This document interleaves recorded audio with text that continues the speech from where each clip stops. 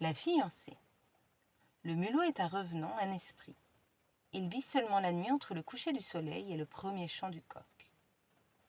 Durant les heures nocturnes, il abandonne son enveloppe de cadavres, sort du tombeau, parle, agit et voyage. Pour les vivants, mieux vaut ne pas quitter sa tente ou sa roulotte. À midi aussi, le mulot peut ressurgir sur terre, juste un bref instant, quand le soleil est au zénith. La fiancée est une légende traditionnelle des Roms, reprise souvent, chacun à sa façon, par exemple, par l'écrivain Matteo Maximov et par le chef tribal chaldérache Zanco. Aujourd'hui, je vais vous conter l'histoire de la fiancée. Les chariots s'étaient arrêtés non loin d'un gros village russe dont Maroussia ne connaissait même pas le nom. Elle s'en moquait d'ailleurs, son horizon se limitant au camp de Tziganes, avec les tentes dressées, les feux, les chaudrons, la literie étalée au grand air, et le ruisseau où l'on s'en allait sans cesse chercher de l'eau. C'était là d'ailleurs que passaient les meilleurs moments de sa vie, lorsque Maroussia se trouvait au bord du ruisseau avec les autres filles de son âge, et que toutes ensemble elles profitaient de leur liberté pour plaisanter, chantonner, dire mille folies sur les garçons, les pieds nus dans le courant froid. Et puis, l'autre tribu arriva, une tribu amie.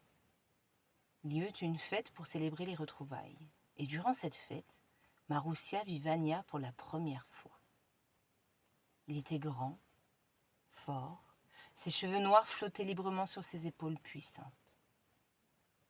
Il avait autour de 18 ans. Vania ne lança qu'un seul regard à la fillette, mais Maroussia crut que son cœur allait cesser de battre. Elle ne savait plus ce qu'elle faisait. Par bonheur, d'autres filles l'entouraient et l'entraînèrent chercher les palas de viande. Maroussia revit le garçon le lendemain. Il passait à cheval avec d'autres, mais cette fois, il ne la regarda même pas. Au bord du ruisseau, les filles de la tribu amie racontèrent que Vania était le fils du chef, que des flammes coulaient dans ses veines au lieu du sang, qu'il aimait par-dessus tout se battre et que toutes les filles étaient amoureuses de lui. Maroussia soupira. Elle n'avait qu'15 ans, une vieille robe la recouvrait jusqu'aux chevilles, elle ne savait même pas si elle était jolie, malgré ce que disait sa mère. Les jours passèrent et l'impossible arriva. Un petit garçon accourut un matin chercher Maroussia. Son père la demandait sur le champ. Dans la tente se trouvaient ses parents et les anciens de la tribu. Tous semblaient d'excellente humeur. Sa mère prit tendrement Maroussia par les épaules.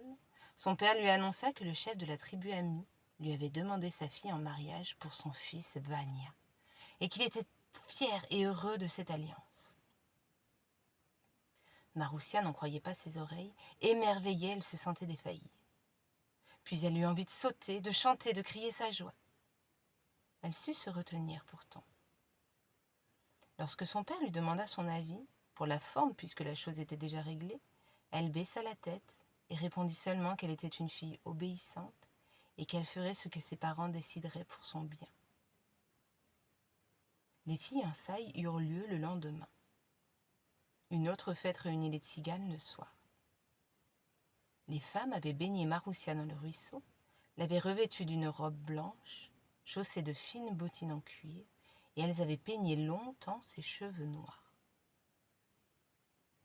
Au cours du festin, Vania lui fit signe de venir la rejoindre à l'écart du camp. Elle obéit à la première occasion, profitant d'un instant d'inattention de ses proches. Il l'attendait, souriant. Il prit dans les siennes ses deux petites mains tremblantes, et les yeux dans les yeux, il lui dit qu'il l'aimait depuis le premier moment. Sa tribu allait partir à l'aube, leur mariage était prévu seulement pour l'année prochaine. « Mais je ne pourrai pas attendre si longtemps avant de te revoir, ajouta-t-il. Je reviendrai très bientôt, Maroussia, et je t'enlèverai selon notre coutume. Ainsi, nous nous épouserons plus tôt que prévu. Es-tu d'accord ?» Elle approuva d'un élan de tout son corps. Il ajouta qu'il serait là très vite, qu'il arriverait une nuit et qu'il lancerait pour elle devant la tente par 3 fois le cri de la chouette. Qu'elle écoute bien surtout. Elle promit, ils s'embrassèrent. Lorsque le soleil se leva sur la steppe, les chariots de la tribu de Vania prirent le départ. Le temps passa, de bien longues semaines pour Maroussia. Elle avait beau écouter les cris d'oiseaux la nuit, c'étaient toujours de vrais oiseaux qui criaient. L'automne s'annonçait, Maroussia se mit à penser qu'il était trop tard et que Vania ne viendrait plus. Un jour, en fin d'après-midi, 2 cavaliers arrivèrent au camp, leurs montures fatiguées par une longue course. À nouveau, Maroussia fut appelée par son père. Les cavaliers apportaient une terrible nouvelle. Vania était mort. Il s'était battu en ville contre toute une bande de jeunes gens, et il avait succombé sous le nombre. Il ne reviendrait plus. Maroussia était libre. On imagine le choc, la douleur de la jeune fille. Elle s'enfuit pour pleurer, folle de désespoir. Rien ne pouvait la calmer, ni personne. Elle repoussa ses amis et même sa mère. Les cavaliers repartirent et la vie reprit son cours. Maroussia restait inconsolable. Elle ne riait plus, elle ne chantait plus, elle ne parlait presque plus à personne. Mais voilà qu'une nuit, alors qu'elle reposait tristement sur sa couche sans trouver le sommeil, elle entendit un cri de chouette. Un sanglot étouffé lui monta à la gorge. Mais un second cri succéda au premier, puis un troisième. Elle se dressa, se traitant de folle. Cependant, les cris se répétèrent à intervalles réguliers. Maroussia se leva d'un bond souple. Frères et sœurs dormaient autour d'elle, à qui mieux mieux. Dans le coffre, tout au fond, elle saisit sa robe de fiancée, s'en revêtit en un instant, mit ses bottines en hâte, attrapa ses pauvres bijoux, colliers et bracelets. Et puis elle s'élança au dehors. La lune éclairait Vania, droit sur la selle de son cheval. En un clin d'œil, elle reconnut sa silhouette puissante, ses larges épaules, la masse de ses cheveux. Bouleversée, elle courut dans sa direction, les bras tendus. Lorsqu'elle fut à sa portée, Vania se pencha, la saisit d'une seule main par la taille, la souleva comme une plume et la plaça devant lui. Il fit en même temps pivoter le cheval et d'un coup d'éperon, le lança au galop sur la steppe. Le cheval galopait, galopait, et Vania dit à l'oreille de la jeune fille 1000 paroles d'amour, douces comme le miel, fortes comme un alcool. « Tu vois, ajouta-t-il, j'ai tenu ma promesse. Je suis venu te chercher, je t'emmène chez moi, dans ma demeure pour toujours. » Et Maroussia ne répondit rien, heureuse comme jamais, se laissant aller sur la poitrine de son fiancé, le vent de la nuit lui frappant le visage. Le cheval courut longtemps avant de s'arrêter. Maroussia ouvrit les yeux, déjà Vania sautait à terre et la faisait descendre. « Nous sommes arrivés.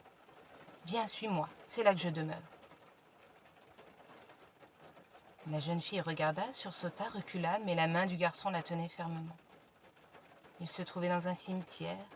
Autour d'eux s'élevaient des croix, et à leurs pieds s'ouvrait une fosse profonde. Là était la demeure de Vania. « Viens, répéta le jeune homme.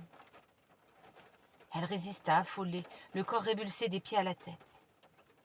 Il la lâcha et descendit lui-même dans la tombe ouverte.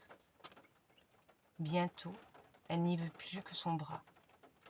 Elle reprit quelque peu ses esprits et voulut fuir, mais ses pieds semblaient cloués au sol. La voix de Vania l'appela encore. « Viens !» Le bras était proche, cherchait à la gripper. Elle murmura alors, sans même penser à ce qu'elle disait. « Attends un instant, que je m'habitue. » En même temps, elle mit son bracelet dans la main tendue. « Tiens, range-le. » Le bras disparut, mais ne tarda pas à réapparaître. La voix se fit plus insistante. « Viens !» Elle donna son collier, puis ses bottines, l'une après l'autre. Malgré son trouble, elle sentait qu'elle devait résister, ne pas répondre à l'appel de celui qu'elle avait tant aimé. Il était mort, et elle bien vivante. Sa place n'était pas dans la tombe. « Tiens, prends !» Elle avait ôté sa belle robe de fiancée, et elle entreprit de la déchirer en tout petits lambeaux qu'elle donnait au fantôme, l'un après l'autre, le plus lentement possible. Et chaque fois, la voix répétait Viens. Elle résistait toujours. Et la voix maintenant faiblissait, chaque fois un peu plus, parce que la nuit allait prendre fin et que les lueurs roses à l'horizon annonçaient le lever du jour. Lorsque Maroussia attendit le dernier mot de sa robe, la main avança une dernière fois, mais retomba sans pouvoir le saisir. Le chant du coq venait de se faire entendre, les esprits s'évanouissaient dans le néant. La jeune fille sentit ses pieds se détacher de la terre. Elle fit un bond en arrière, comprit qu'elle était sauvée et se mit à courir toute nue hors du cimetière dans la grande steppe embaumée.